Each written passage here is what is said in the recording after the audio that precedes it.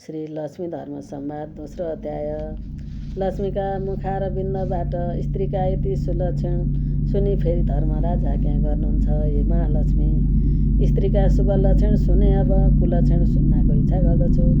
यति धर्मले आज्ञा गर्नुहुँदा लक्ष्मी आज्ञा गर्नुहुन्छ। हे धर्म, जुन स्त्रीको कुलक्षणले गर्दा त्यस घरमा मेरो बास हुँदैन सो कहन्छु, सुन्नुहोस्।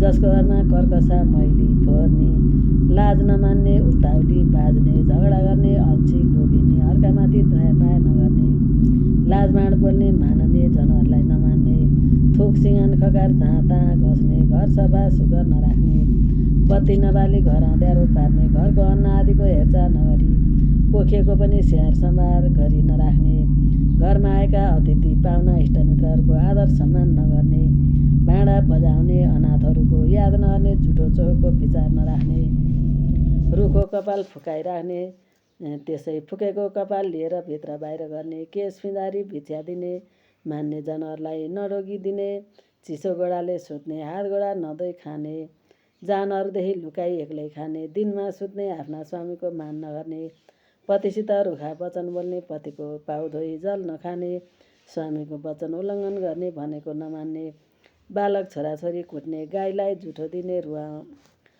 दिने, रुवाउने, अग्निमा पाउ सेक्ने, फर्सी कुमुन्डो काट्ने, बत्ती निभाउने, त्रयोदशीको दिन हात गोडाको नङ काट्ने, दाँतले नङ टोक्ने, रजस्वला नछुने भएको बेला सबैलाई छुनेर सबैसँग बोल्ने, छुतछातको विचार नराख्ने, हात गोडा धोएको पानी खाने, यस्ता कुलक्षणले युक्त भएका स्त्रीहरू जसका घरमा छन्, हे धर्मजी, त्यस्ताको घरमा म टेढो नजरले पनि हेर्दिनँ। तब त्यस्ता घरमा जति अन्न धन आदि आउँछ सो आएको मात्र देखिन्छ, गएको देखिँदैन। किनभने जस्तो बालुवामा पानी हाल्दा केही पत्ता नभई सुकिजान्छ, त्यस्तै जान्नु त्यसको घरमा सदा सर्वदा भूत प्रेत पिशाच डाकिनी इत्यादिको बास हुन्छ।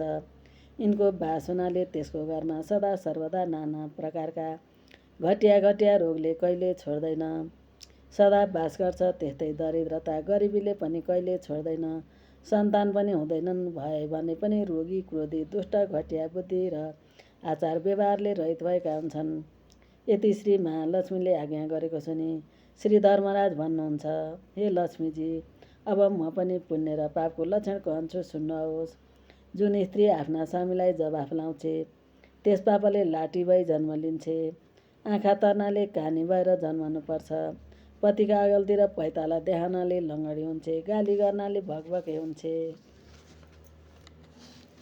थुक्नाले कुब्जे हुन्छे, सिँगान पोछी फाल्नाले नकटी हुन्छे, अपमान हेरा गरेका पापले बाल विधवा हुन्छे, पुरुषदेखि लुकाई लुकाई खानाले 3 जन्मसम्म कुकुर्ने र कुखुराहरूको जन्म पाउँछे, सौताको द्रोह रिस गर्नाले रौँ नभएकी कुकुर्ने हुन्छे, परपुरुषसँग गरेका भोगको पापले 7 जन्मसँग गणिका वेश्या हुन्छे, पतिसँग वा पतिको विश्वासघात गर्नाले 7 जन्मसँग अन्धी साँपिनी भई ठुलो कष्ट भोग्ने हुन्छे, आफ्ना स्वामीलाई कचकच गर्नाले, नचाहिँदा कुरामा पिरोल्नाले 7 जन्मसम्म प्राणी नभएको निर्जन वनमा पिशाचिनी हुन्छे। इति श्री लक्ष्मी धर्म संवाद स्त्री अशुभ लक्षण वर्णन नाम द्वितीयोऽध्यायः।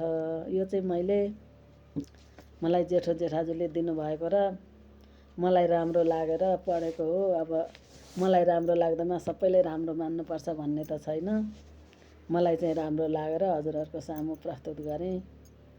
सुन्नुभएकोमा हेर्नुभएकोमा धेरै धेरै धन्यवाद। जय श्री राधे, जय श्री कृष्ण।